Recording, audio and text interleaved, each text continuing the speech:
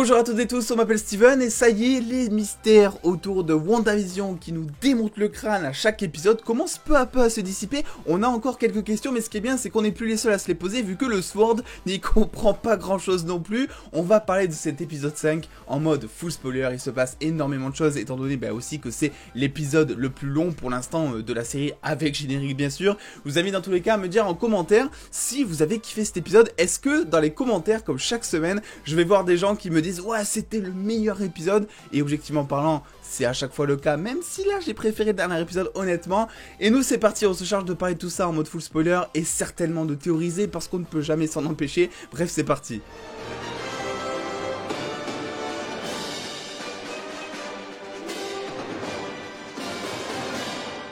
Que dire de cet épisode 5 de WandaVision? On va commencer tout simplement par dire que on est de retour dans la sitcom comme ça avait été teasé finalement à la fin de l'épisode 4. On revenait en format de 4 tiers et on sentait que la sitcom allait revenir et c'est vrai que les news qui disaient que finalement la sitcom allait durer jusqu'à l'épisode 3, certaines jusqu'à l'épisode 4,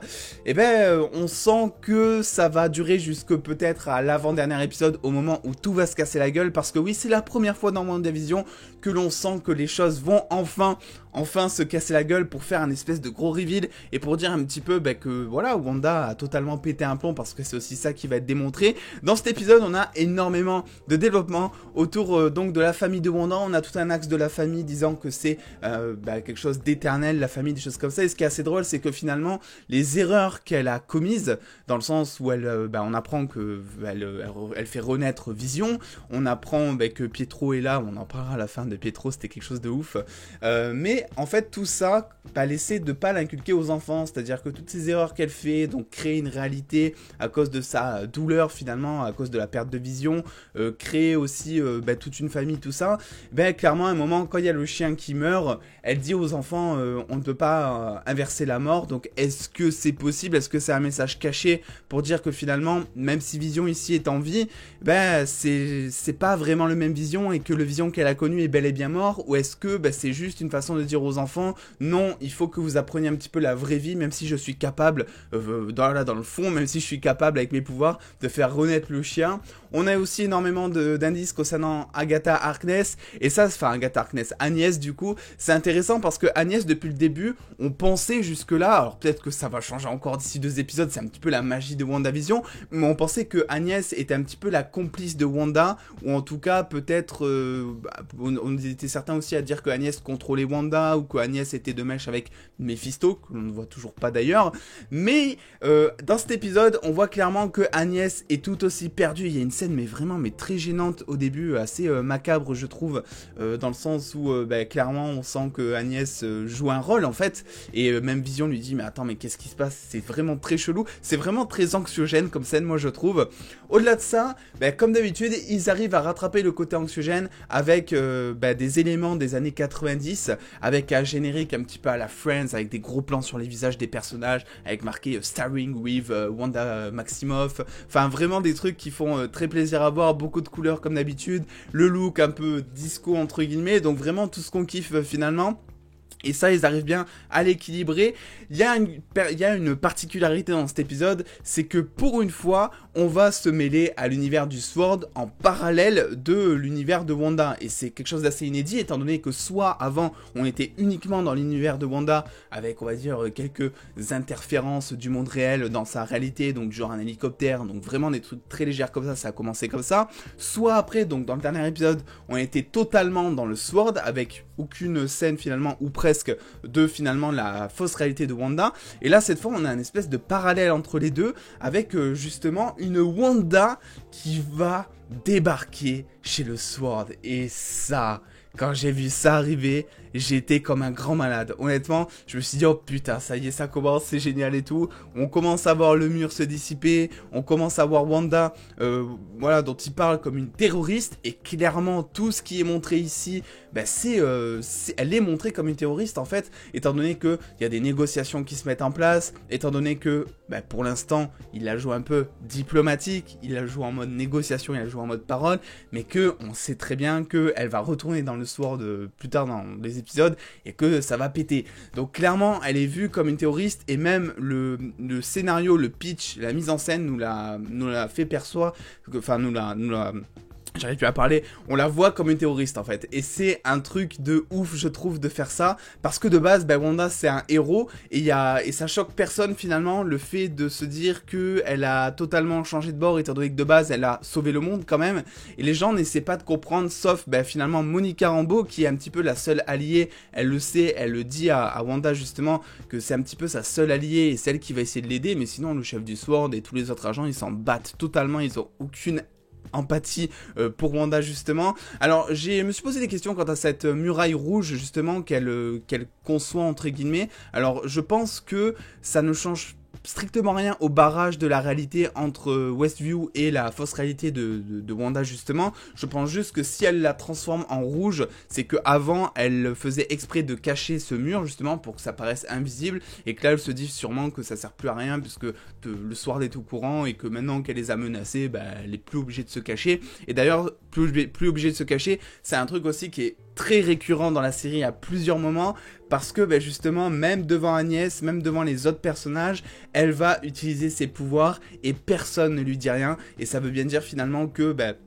les personnages ont peur d'elle. On l'a vu bah, notamment avec la scène du collègue de Vision, hein, qui a clairement dit que bah, ça lui faisait mal le fait d'être emprisonné dans sa tête comme ça, et que bah, finalement il avait peur d'elle, c'est très vite ce qu'on a compris. On a un Vision également qui s'est rendu compte un petit peu de la magouille, qui réagit pas comme je m'y attendais. Alors je sais pas vous me le direz en commentaire, mais pour moi Vision, quand il allait découvrir ça, il allait pas péter un plomb, mais il allait arrêter Wanda, étant donné que Vision c'est un petit peu la bienveillance, c'est un petit peu le symbole de justice, c'est vraiment le mec très juste dans ses bottes et tout, et même que là ce soit sa femme, je pensais vraiment qu'il allait vouloir l'arrêter coûte que coûte, étant donné que ça fait énormément de mal à beaucoup de personnes ce qu'elle est en train de faire, et finalement on voit que, bon c'est pas fini encore, mais on voit que au début il essaie de négocier par la parole. Et on voit aussi que Wanda ne contrôle pas Vision, parce que sinon, clairement, elle lui aurait fait oublier tout ce qu'il a entendu, ou elle lui aurait fait faire des choses, bah, par exemple la scène où ils s'envolent tous les deux, où ils se menacent un peu, bah, si elle l'avait contrôlé, c'était pas quelque chose qui était possible, je pense. Donc il y a des choses comme ça qui sont très cheloues. Et enfin, je veux terminer un petit peu cette critique, même s'il y a encore beaucoup à dire, avec le retour d'Evan Peters, que on savait, que on doute, voilà, que je savais, que je m'en doutais, je savais juste pas quand est-ce qu'il allait venir dans la saison. Le problème, c'est que Elizabeth Olsen a teasé en interview que à la fin de The Mandalorian, enfin dans un épisode de WandaVision, il y aurait un caméo de la même taille que bah, finalement The Mandalorian, donc avec Luke Skywalker. Du coup, je sais pas si c'est vraiment ce caméo, parce que Evan Peters, ok, on le kiffe, mais le souci c'est que ça, c'est vraiment que les purs fans de Marvel qui le kiffent. Je veux dire, les fans juste du MCU ou ceux qui apprécient le MCU, ils se rappellent pas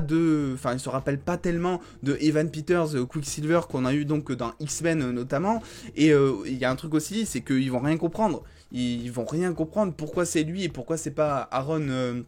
Taylor Johnson justement. Et j'ai eu, je vais pas vous le cacher, j'ai eu un petit pincement au cœur. Je suis très content de l'avoir vu, parce que bah, mine de rien, je suis très content que Quicksilver revienne dans la vie de Wanda, et ça faut en parler aussi parce qu'elle a pas l'air de contrôler ça, ce qui veut dire que c'est quelqu'un d'autre qui fait venir Evan Peters justement. Est-ce que c'est Agnès? Est-ce que ça serait un certain Mephisto? Est-ce que ça serait un autre personnage totalement ouf? On ne sait pas, j'en parlerai peut-être sur la chaîne prochainement, mais effectivement il y a quelque chose qui se trame à ce niveau-là.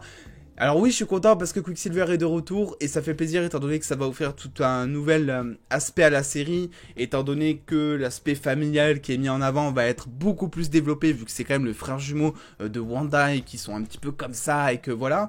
Mais c'est vrai que personnellement, je sais pas quel team vous êtes, mais je suis plus team Aaron Taylor Johnson. Alors je crois qu'il s'appelait comme ça, mais j'espère que j'oublie pas un mot là-dedans. Mais voilà, je suis plus team Quicksilver Avengers 2 justement, que le Quicksilver de X-Men, même si c'est vrai, il était très attachant, celui d'X-Men, donc celui d'Evan Peters, il était très... bon, on l'aimait bien, il avait quelques scènes drôles, tout ça, il avait la fameuse scène ralentie qui est culte un petit peu maintenant, mais c'est vrai que, voilà, je suis pas tellement de son côté. Alors ça fait toujours plaisir, et surtout, ça offre énormément de questions à se poser. Comment est-ce qu'il débarque, étant donné que Wanda a l'air tout aussi surprise de le voir débarquer comme ça à sa porte? Est-ce qu'il y a quelqu'un derrière? Est-ce qu'au contraire, bah, c'est justement Wanda qui, encore une fois, est poussée dans ses retranchements à cause de la discussion qu'elle a avec Vision, et que justement, elle le fait apparaître sans vraiment le vouloir, d'autant plus que c'est bizarre, parce que si ça avait été elle qui l'a fait réapparu, on va dire, bah, elle aurait fait réapparaître le Quicksilver qu'elle connaît. Donc celui d'Avengers 2, elle aurait pas fait réapparaître celui de X-Men. Donc pour moi, il y a quelque chose qui se trame, pour moi, il y a quelque chose encore au-dessus, ou derrière Wanda, je sais pas, qui manipule encore plus la réalité qu'elle. Mais ce qui est sûr, c'est que, bah, comme je vous l'ai dit, on a énormément de questions dont on a les réponses. Bah ça y est, Wanda